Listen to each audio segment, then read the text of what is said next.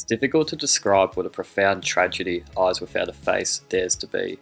It's a haunting look into the unreal reality, with ghastly imagery and atmosphere that lingers in the realm of dreams. Georges Franju conjures such an isolating piece that is both confronting and poetic. At times the film draws you into its sinister trance. It's the perfect example of how cinematic poetry can transform a seemingly disreputable genre. The subtle brilliance of Eyes Without a Face comes from the way it treats the viewer as a witness. Prolonged shots are deliberate and uncomfortably so because they allow the audience to dwell on atrocious crimes. The plot itself is disturbing. After causing an accident which leaves his daughter severely disfigured, a brilliant surgeon works tirelessly to give the girl a new face. He does so, however, by kidnapping young women and attempting face transplants. On paper, the story seems much like a B-grade shocker, but it's the toll these actions have in our characters that immeasurably separates itself from other horror.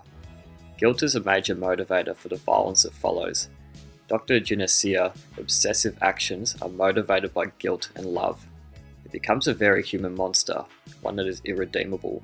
The way he scolds the father, whose daughter is missing and in fact dead by his doing, is disgusting and cruel. Even he realizes what he is doing is wrong, but is compelled to continue to give his daughter a new life. Perhaps Genesia is not motivated by love at all, but by his intolerable guilt of having ruined her.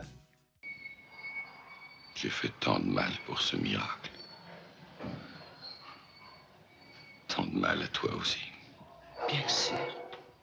Mais je n'oublie jamais que je te dois mon visage. Mais oui. Louise, his assistant, who represents his success, has emerged intact from his surgery, but like Genesia, she has no soul.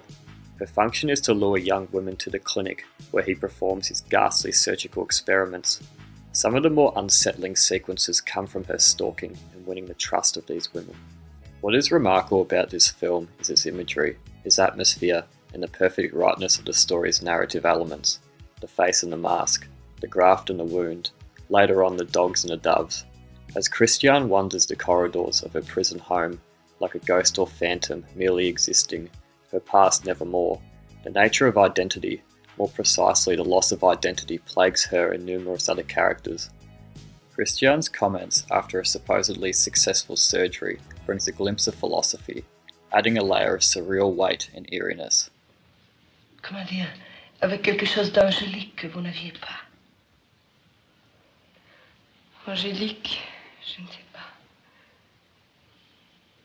Quand je suis devant la glace, j'ai l'impression d'être devant quelqu'un qui me ressemble et qui revient très loin. Très loin.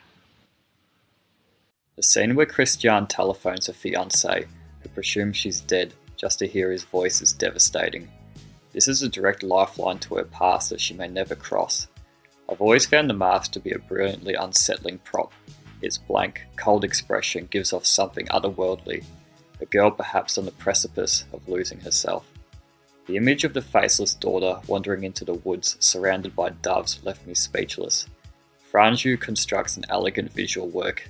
Here is a horror movie in which the shocks are not by the characters, but by its imagery. Eyes Without a Face is one of those rare horror films that induces discomfort by showing practically nothing. This stark surreal fantasy owes much to its imagery and haunting atmosphere. Like a nightmare that never ends, this is a vision of madness and a masterpiece of poetic horror.